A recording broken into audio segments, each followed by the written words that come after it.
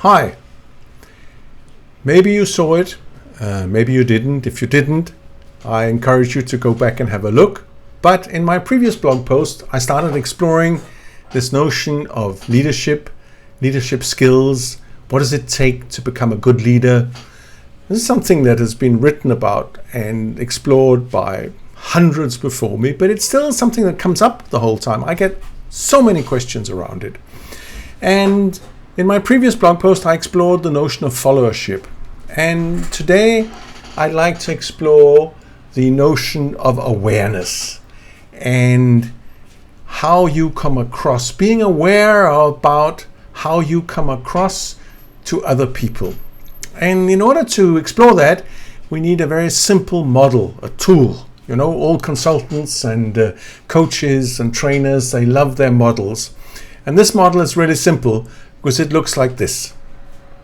But like all good models, it's really powerful. And I think that if you take this into your sort of consideration, if you assimilate this little piece of information that I'm going to share with you today, you are going to be thinking about this little line again and again. So as you can see, there are two positions we can take here. There is above the line and there is below the line. So when you are operating as a person above the line, you are in a state of trust. You are in a very constructive state where you are at ease with whatever is going on around you. On the other hand, if you're operating below the line, you are essentially in a state of threat. Fight, flight, freeze. All of this stuff is going on in you. And you feel uncomfortable around the situation. Those are the basic two stances, but we can go a little bit deeper into that and say that what then happens is that when I'm below the line, everything becomes very much about me because I'm in this threatened position, so I'm worried about me. I'm worried about what's going to happen to my project, my ideas, my position, my income, my standing in the society, and it becomes all about me. On the other hand, if I'm above the line and then in this more expansive mode, then it's suddenly about everything that is not me. It's about the project, it's about all of us, it's how we develop this, how we move forward, etc., etc. When I'm below the line, I am basically in a reactive mood, knee-jerk move. I just react to stuff and I probably don't even think too much about it. I just have these reactive responses to what people are sending my way. When I'm above the line, I'm much more responsive. I think about stuff.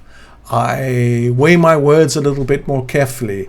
I try and see things from other people's perspective, and I try and accommodate them if I possibly can. So we could summarize that and say, when I'm below the line, I'm essentially just defending my fragile little ego. It's all it's about. My little ego is being threatened and I'm in a defensive position. And when I'm above the line, it's not about my ego, it's about the outcomes that we could achieve together. How do we get to results? How do we actually solve some of these problems? So, again, and we can feel this quite clearly whether we're above or below the line. When we're above the line, we are learning and we're growing and we're thriving, and sometimes we also have this sense of flow. Things are going easily. On the other hand, when we're below the line, it's a struggle, it's a fight, it's a battle, and very often it's all about us feeling that we need to be right. They need to understand my point of view. I want it my way. I want to be in control of this. I want it to go the way I've planned it to go the whole way. So in a first instance, the problem is not so much to be below the line. That's the second problem. The first problem is not realizing that we are below the line. Because if I'm operating below the line without actually realizing that that's what's going on, then to put it very bluntly, I'm a danger to myself and my surroundings, aren't I? It's not a constructive place to be. And it does very little for my relationships. We'll get back to that in future building relationships with other people when you're below the line becomes relatively toxic. So the first step in all of this is this notion of self-awareness. Am I able to detect if I'm above the line or below the line? Do I have a way of feeling in my body certain reactions? Maybe I get hot under the collar, or maybe my pulse goes up and my blood pressure starts moving, or whatever it is, or I feel myself retracting and getting tense. Or what are the signs that are telling me that I'm operating below the line? And do I have the honesty within myself? Am I able to tell myself the truth about what's going on? So I need to be able to step back from a situation and ask myself, what's going on just now? Where am I actually? I heard myself say that in quite a harsh tone. So what's going on? Am I above the line or am I below the line? And if I'm below the line, do I have the brutal honesty to tell myself what's going on? So what's this about? I'm actually feeling a little bit of fear here. I'm a little bit scared that this is going to be a threat to my job or my position. Or this is just me reacting and I'm not thinking things properly through. But I need to be able to make that discernment. And the second step then is this very clear understanding with myself that being above or below the line is largely a choice that I make. Certain things can happen that will provoke me to slip below the line, but then it's up to me to realize that that's what's happening and then push myself out of that, or lift myself out of that and come back to where I need to be. Being below the line is not something that is imposed on you by other people. You're not a victim that has been pushed below the line. And if you are, you need to get out of it. You need to pull yourself out by the boots, you remember?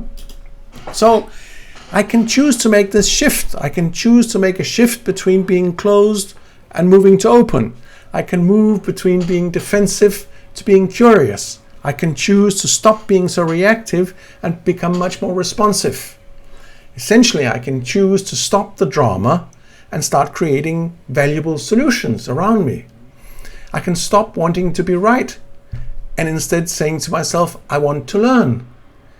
Essentially, I can stop defending this fragile ego and start engaging with my surroundings from a position of trust. It's a choice. It's a choice that I have.